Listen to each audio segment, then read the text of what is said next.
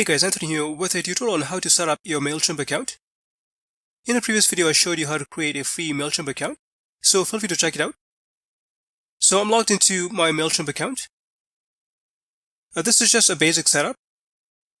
The first thing you want to do is click on your profile picture in the top right corner and choose Profile. It'll bring you to this page, and here's where you can upload a profile picture.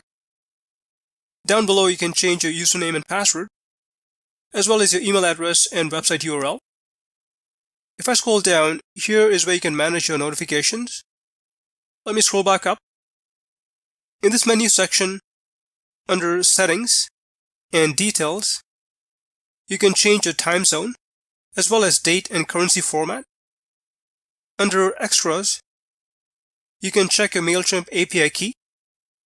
If this is the first time you're creating an API key, click this Create a Key button, and an API key will be automatically generated.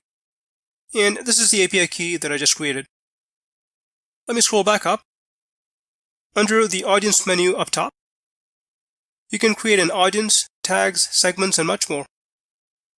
I will be creating separate Mailchimp tutorials to cover this. I hope you found this tutorial helpful. If you have any questions, please leave them in the comment section. Thanks for watching.